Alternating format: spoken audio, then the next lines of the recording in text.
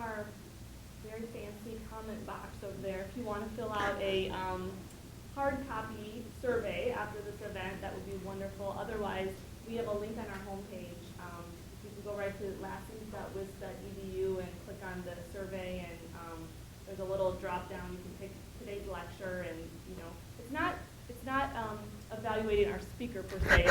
So don't feel bad. It's more about just the programming that we are putting together to find out if it's meeting the needs of our attendees. So one other quick thing I wanted to mention is that we have a sort of a last minute event that we wanted to notify all of you on that we are co-sponsoring, and it missed the noticias because there were issues, visa issues with the speaker. His name is Pedro Cayuqueo. He's a Mapuche journalist from Chile, and he is going to be giving a talk this Thursday at noon at Union South. I will leave this up there, and I'm also going to send an email out to our listserv. So if you're on the listserv, you'll get details. But the title is 40 Years After the Coup, Indigenous Rights, Democracy, and the Struggle for Recognition of the Mapuche People in Chile. So that's all I've got to say. Thanks for coming. All right, thank you, Sarah, and thank you everybody for coming to our lecture, our series here. It's my great pleasure to introduce our speaker, Noam Lupu. For us, it's great to see how the faculty keeps on growing and reinvigorating in the program, so it's great to have you here. Noam is a professor here in the Department of Political Science. He got his PhD from Princeton University with an award-winning dissertation. His current book project is on party brands in crisis. So join me to welcome Noam. Thank you so much. Thank you. Thank you all for coming, especially on such a lovely day. This is part of a larger project co-authored with Nick Carnes at Duke. Most of his research is on the United States, and so I'll talk a little bit about the relationship between this project on Latin America and similar things that we see in the United States. This particular paper and set of evidence that I'll present is fairly far along, so I welcome comments and questions on that, but I'll sort of talk at the end about where we want to go with this project and sort of future papers that we're working on now, and I'd particularly love some feedback on all of that. So the question we want to ask in this project is, does class matter for representation? That's really our big question. In political science in the 1960s and the 1970s, there was a kind of proliferation of the study of elites. Part of that effort focused on the class backgrounds of those elites. And people noticed that there was inequality in the descriptive representation of social class. As Matthews summarizes in 1985, almost everywhere legislators are better educated, possess higher status occupations, and have more privileged backgrounds than the people they represent. This is true basically in every democracy that people have looked at. It's certainly true in the United States, and as I'll show you, it's certainly true in Latin America. But by the mid-1970s, conventional wisdom, at least in the literature, the research in political science, emerged that this inequality in class representation doesn't matter. And so Putnam, sort of summarizing all of this in 1976, wrote, "The assumption of a correlation between attitude and social origin lies behind most of these studies of social backgrounds of elites, but most of the available evidence tends to disconfirm that assumption." Basically, since the mid-1970s, this has been sort of the conventional wisdom. People have not looked at the effects of the class backgrounds of the people who represent our representatives because it was thought that that doesn't actually matter. What matters are all sorts of other things, including party and constituencies, public opinion, those kinds of things that political science has focused on. Now, we want to argue that that conventional wisdom is based on a set of flaws or shortcomings. The first is in the measurement of social class. The way that these studies in the 60s and the 70s measured class mostly focused on education, although there's some variety here. But since then, most of the study of social class within political science and sociology has sort of converged around the idea that occupation is a much better measure of social class. The types of attitudes that these studies focused on is also, we think, problematic. They mostly looked at things like efficacy and the representational style of these elected elites. But class-based political divisions manifest themselves in economic attitudes. So when we look at public opinion, and I'll show you some evidence of this for Latin America, the class-based divisions are typically around economic issues and specifically around the role of the state in the economy. And this is parallel to the work on other kinds of personal characteristics like gender and ethnicity, which tend to manifest themselves on issues related to gender and ethnicity, respectively, right? So if we want to look for class-based political divisions, we should be focusing on economic attitudes, not necessarily on these other kinds of outcomes that the literature had focused on in the 60s and 70s. And finally, we think that we have to focus on the discretion of representatives in their behavior. So most of the studies in the 60s and the 70s focused on roll call voting, essentially sort of how legislators voted when a bill was brought to a vote. But legislators actually often have very little discretion over voting. Often that's the point when parties really sort of whip elites behind the sort of party position. In fact, legislators have much more discretion in sort of the pre-voting stages of policy making, and a lot of legislative studies have sort of turned their attention to agenda setting, introducing bills, bringing bills and issues to the agenda, the policy-making agenda, rather than conditional on a bill being brought to the agenda, how they vote one way or the other. So we think that we have to take discretion into account when we study this question. We also think that there's good reason to think that class should matter. Mass political attitudes certainly divide by class. This is true around the world, and particularly, again, regarding economic issues. Legislative attitudes and conduct divide by class in the United States, and so this is my co-author's book that's coming out this month, shows that class does matter for legislators in the United States, even though the proportion of legislators in the House of in Congress in the United States has never been higher than 10%. And other personal characteristics like gender and ethnicity, and this is sort of has been a booming literature for a couple of decades now, seem to influence legislative behavior. So we think all of this suggests good reason to believe that class should matter. So we have a kind of basic theory of why class would matter, or when class matters for elite decision-making or elite behavior. Legislators from different classes have different attitudes, like everyone else in the population, particularly regarding the role of the state in the economy. When those legislators are constrained, those attitudes don't have an effect on behavior. But when they have discretion, they use their own personal attitudes to inform their behavior. Right? So this is sort of the distinction between when they do and don't have discretion. So what are the empirical implications? The analysis should focus on economic attitudes, so that's what we're going to try to do. The analysis of roll call voting is unlikely to yield class differences. Instead, our analysis should focus on agenda-setting behaviors, and so here we're going to look at where legislators have discretion. Here we're going to look at the actual introduction of bills. Why study Latin America? Obviously, in this crowd maybe is not so important to say, but it's worth saying that Latin America is a good place to study this. The importance of class in politics sort of varies across the region. So we have some variation there.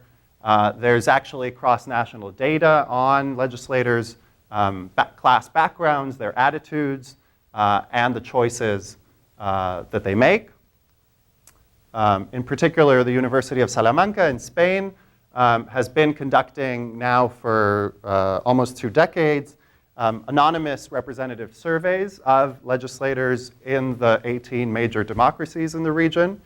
So we have from these surveys data on their class measured through their prior occupation and their attitudes about a host of issues, including the economic issues that we think should matter.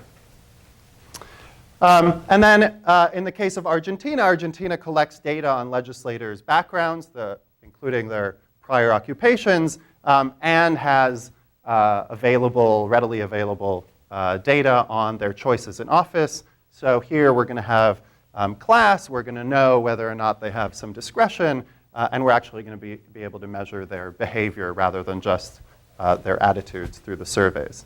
And actually Argentina, we think, is going to be sort of an ideal case for us because it's a case where parties actually discipline legislators quite strongly relative to the rest of the region. In fact, relative to the world, Argentine parties are highly disciplined when it comes to voting. And so you would expect not to see class mattering in this kind of context, right? So it's sort of an ideal case for us to focus on. Just as sort of background to, fix ideas here, this is just from a Latin America, the Americas Barometer survey from 2008. We've sort of measured class using people's occupations. These are just public opinion surveys. And to give you a sense of the class divisions in mass economic attitudes. And here there are questions about the role of the state, what you think the role of the state in the economy should be. And we've just sort of categorized them. And so the bars that are sort of further to the right mean that people from the working class have a more statist or more sort of interventionist view of the role of the state in the economy. The bars that sort of go to the left mean that people in sort of the professional classes want more state intervention in the economy than people in the working class, right? So, and you can see that for the majority of the cases, there is a kind of working class bias towards more state intervention in the economy. There are, of course, cases where class doesn't seem to matter at all, and I actually don't think any of these cases are sort of statistically significant differences. So for the most part, we either have a kind of working class interventionist bias or we don't, and on average, we have that sort of across the region. So class matters for people's attitudes about the role of the state in the economy on average in the region. So now we're going to turn to the surveys from the University of Salamanca and see whether class matters for the attitudes, the expressed attitudes of legislators. So we're going to focus on the sort of second wave of this survey, which now I think is up to the 5th wave. So this focuses on the legislatures in the early 2000s, again across the 18 countries, a representative sample of legislators in each country, and we're going to end up with 1,500 legislators in our sample. There are fairly detailed questions about their prior occupations, and we've grouped them into 7 categories. There are lots of ways to sort of classify these things. We think this is sort of a one reasonable way to do it. For those of you who are familiar with Erickson and Goldthorpe, this is sort of similar to their schema. But actually in the analysis, I'll show you, we'll mostly just focus on comparing the working class to everybody else. We have questions about, a set of questions about their views of the most desirable role of government in 10 different functions, so including price controls, education, unemployment insurance, and so we're going to sort of collapse these into one index of their attitudes about the role of government in these socioeconomic interventions. There's another set of questions about the the most desirable level of government spending on 7 social programs, including infrastructure programs, housing, pensions, and so we'll sort of collapse those into another index on spending rather than, perhaps sort of more normative questions. Then we'll turn to actual legislative conduct, not just their attitudes. And so here we're going to focus on Argentina. We have the occupations of each legislator from an NGO called Directorio Legislativo, which collects these data from the legislators once they're elected. We're going to use roll call voting ideal points, which others have calculated in a sort of standard way that political science has come to sort of calculate these things for the 2000-2001 legislative session. So Eduardo Aleman and his co-authors have done that. And then we're going to look at sponsorship data for the same period, that coding of which we have done. We identified, or the research assistants that we hired to do this, identified 800 bills that deal with socioeconomic issues. Again, we're going to sort of focus on the socioeconomic issues that are comparable to the ones that the Salamanca surveys asked about. And then those research assistants coded whether the bill asked for an increase, a decrease, or a maintaining of spending and regulation. Right? And so we can compute for each legislator the number of bills that they sponsor that either increase or decrease government involvement in that, in sort of economic, in the economic arena. So to give you a sense of, from the Salamanca survey data, the sort of descriptive inequalities in terms of class representation, the first bar here are legislators whose prior occupations are sort of working class occupations. As you can see, it's often in the single digits, sort of never more than 25% of the legislature is made up of people who come from a working class social background. The rest of these are, so these are the other categories that we look at: business people, private sector, the military, lawyers, career politicians, and service-based white-collar professionals. So what you can see is, so overall it's about, I think, 12% of Latin American legislators are, come from a working class background. This is data from the ILO collected from national censuses from most of the countries that we don't have, 4 of these countries we don't have data on. And again, this bar is the, this is now in the population, represents the proportion of the population that is working class, that has occupations in the working class. And what you can see is that the working class population is typically between 60 and 80% of the population. Lower in sort of the more developed countries in the regions, higher in some of the poorer countries in the region, more or less as you would expect.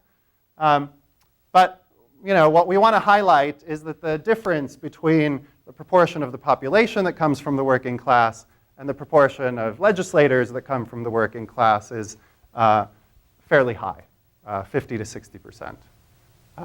Quite a bit higher than it is in the United States, but still a striking gap between the population and its representatives in the national legislature.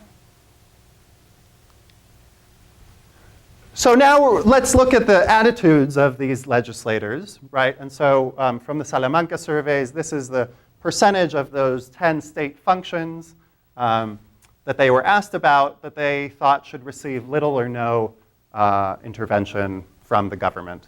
And so these are the responses of the legislators from the working class, and there you have sort of the others. And what you can see is that they all differ from the legislators from the working class. Legislators from the working class were less likely to say that they wanted no or less intervention of the government in these socioeconomic areas.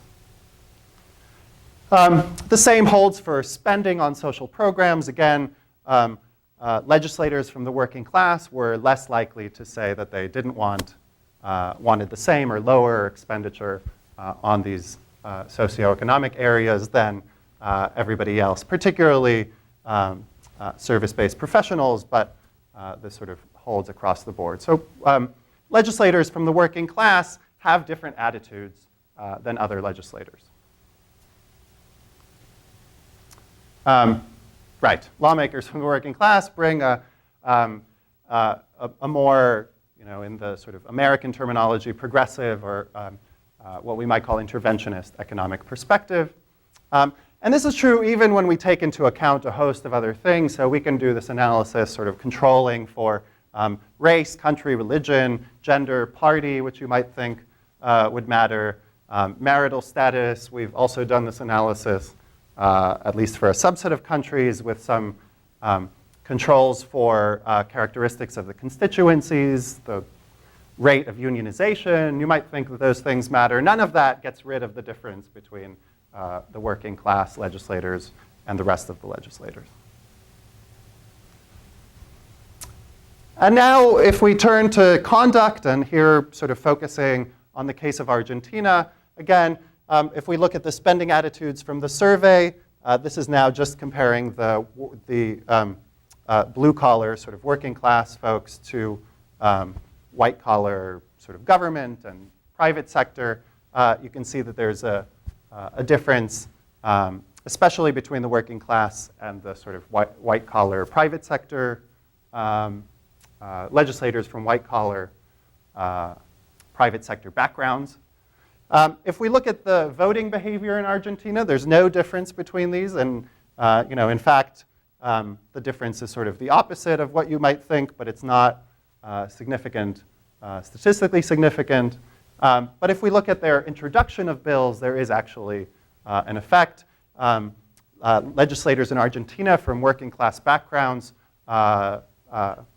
introduce more interventionist economic bills than their counterparts who come from white-collar backgrounds.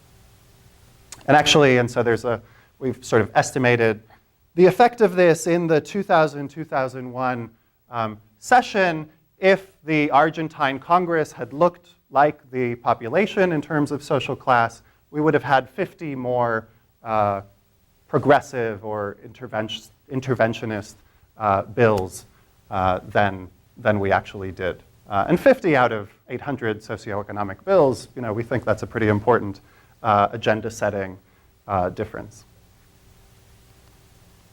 So when legislators are constrained, that is, when they cast their votes, class doesn't matter, or doesn't seem to matter. But when legislators have discretion, when they decide which bills to introduce in this kind of agenda-setting fashion, lawmakers from different classes do actually behave differently. So we think the old notion that class is irrelevant in the world's legislatures appears to be mistaken. The unequal descriptive representation that many scholars have noted in these national legislatures is an important source of substantive representational inequalities. So actually, we have some thoughts on sort of where to go next with this, and we think the big question now is, why do legislatures around the world underrepresent people from the working class? Why are there so few legislators who come from working class backgrounds? And we have some hypotheses, or I think there's sort of at least three ways to think about answering this question. One is that maybe voters are less likely to support candidates from the working class. Maybe they think that if you don't have a PhD in political science, you're not qualified to be a legislator. That's probably wrong, but anyhow. So we're working on setting up some survey experiments in a couple of Latin American contexts where we can sort of present people with hypothetical candidates and change their class background and see whether that has an effect on whether people say they want to support them. Another possibility is that working class candidates simply can't raise enough money to run for national elections. There's actually reasonably reliable data on campaign contributions in Brazil, and also lots of data from Brazil. So you actually have to declare an occupation when you register to be a candidate for all elected offices in Brazil. So we can actually look at this across different levels of government.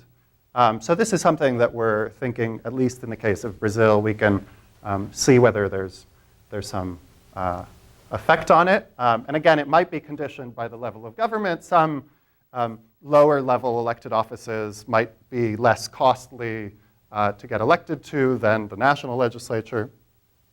Certainly, presidential campaigns these days are extremely expensive. And finally, it could be that parties are reluctant to support working class candidates.